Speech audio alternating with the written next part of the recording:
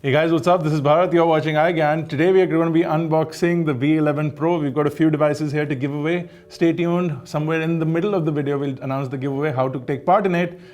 Let's quickly get started.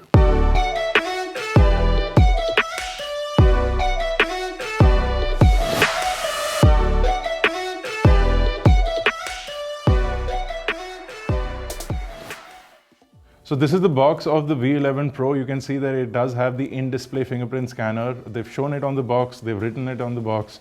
So very clear, Vivo IPL branding on the left. You also have the Made in India tag over here. So it has been assembled in India, at least if not made in India.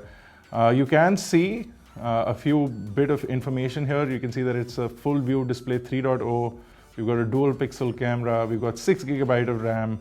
And the price, which is 28,990 on the box at least, so in the market it will be slightly cheaper. And we'll leave the price and the links on buying this device in the description below. So let's quickly cut through the packaging.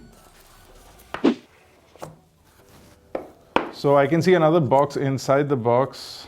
I'm assuming this has a case, and it does.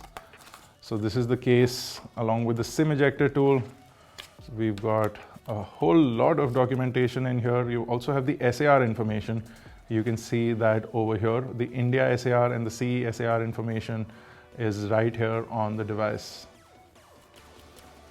And so there's some booklets here, a quick start guide, and a massive warranty certificate. And like I mentioned earlier, the SIM ejector tool. Now you can see that it says that's the fingerprint sensor here. This is the device, and I'm going to place it to the side for the time being. We've got a massive charger here. So this is a 9-volt 2-amp charger. So an 18-watt charger will give you fast charging capabilities. And then you also have a micro USB cable, and you have earphones. They are slightly in-ear style. They're almost like Apple earphones, but they are included inside the box. You also have an inline microphone and a push button to send an end call, the standard 3.5mm pair. So let's quickly unpackage this. So really nice premium color at the back. It's a gradient. It shifts from a metallic blue to a completely black. You can see a really nice gold trim around the camera.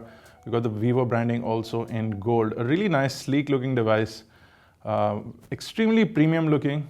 The notch also on this is very compact.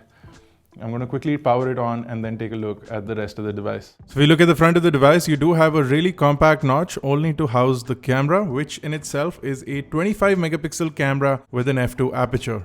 Now you do have AI photography on this phone, which is also enabled on the front camera. The earpiece sits just above the camera at the edge, and the display of the phone, which is a really nice and large display at 6.41 inches or 2340 by 1080 pixel resolution. This is a Super AMOLED display, so really good colors, and you do get a 402 pixel per inch pixel density. It is a strange 19.5:9 aspect ratio, which basically allows you to get this wide angle view on the device. Now the fingerprint sensor is in display. This is their 4th generation of in-display fingerprint sensor. So versus what we saw on previous generation devices, you should see a faster response from the fingerprint sensor. Setting it up is rather simple, and it allows you to do that while you're setting up the phone.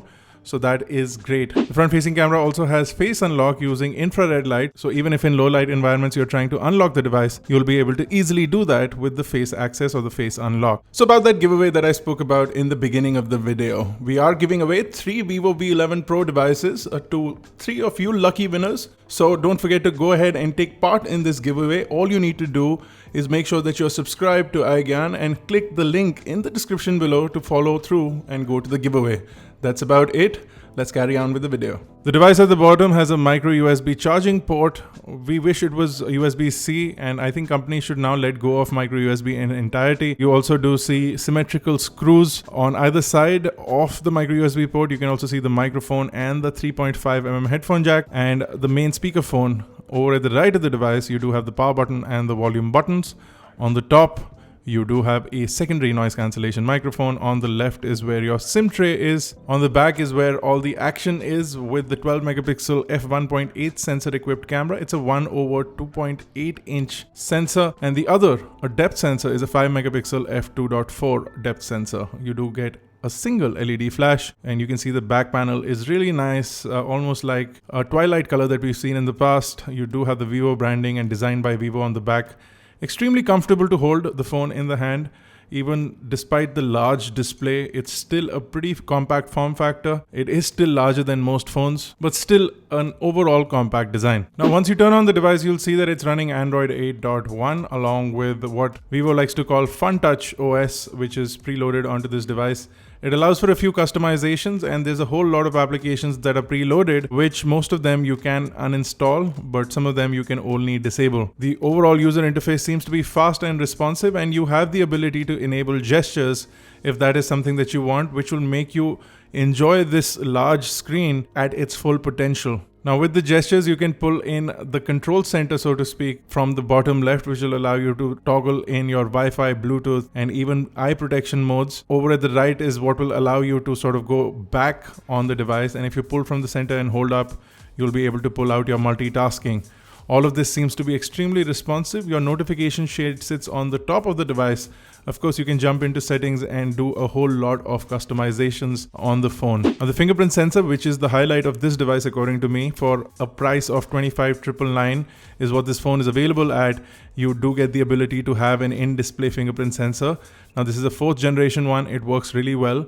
It is much faster than what we've seen in the past from devices with in-display fingerprint sensors, and it will allow you to sort of use this phone in a much better format, and you don't have to miss the fingerprint sensors that were physical with a device like this. Now, of course, the second highlight is the AI-enabled cameras. These cameras are really good, especially if you're doing photography in low-light environments. The depth sensor also works really well, allows you to get a really good amount of bokeh around your subject. Images in general are sharp. They have a good amount of contrast and saturation, and you'll also find several shooting modes in the user interface, allowing you to jump between a full professional mode or a simple fully automatic mode with AI capabilities to automatically sense your subject. Now, the front camera also gets the same features as the main camera, but the front is a 25 megapixel sensor. So if you want those pixels, you will get them in the front camera. You do have AI enabled photography on this, which means that it'll automatically select the best settings for your image to get you the best sort of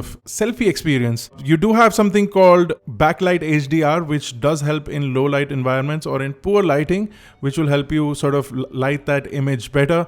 And then you also have a host of shooting modes, including this rainbow effect mode, which I seem to like a lot. Of course, you can customize your shot before you take it and watch it in live preview, but you can also edit your pictures in post if you want to customize them a little bit. All these features we will test in the full review of the device. Now, video is capped at 1080p on both the front as well as the rear cameras. Now, we know that the 660 supports it, so hopefully the company can enable it in a future software update, but for now it's stuck only at 1080p. Now, running this device, like I mentioned, is a Qualcomm Snapdragon 660 chipset, which is an octa-core chipset with 4 cores at 2.2 GHz and 4 cores at 1.8 GHz. There is a Adreno 512 GPU inside the device and 6 GB of RAM along with 64 GB of onboard storage. If you're interested, you do have a dedicated slot for the 256 GB micro SD card that this device supports. So you can get a whole lot of storage going on this device. Now, there is a 3400 milliamp hour battery in there, and it supports the dual engine fast charge, which can support 5 volts up to 4 amps, almost like dash charging. They call it the VOOC flash charge. Now, overall, the phone weighs in at 156 grams. It's extremely lightweight, very comfortable to hold in the hand. The phone is very premium in look and feel, and also has a host of interesting features, including the in-display fingerprint sensor that you cannot usually get under the 30,000 rupee price bracket. So a lot of cool features on this device. Of course, we'll be reviewing it in our full detailed review, so stay tuned for that. If you have any questions or queries for the full review, do let us know by dropping them in the comments section below. If you like this video, don't forget to smash that like button. Hit that subscribe button if you're not already a part of Team iGyaan. This has been Bharat. Thank you guys for watching. I will see you in the next one.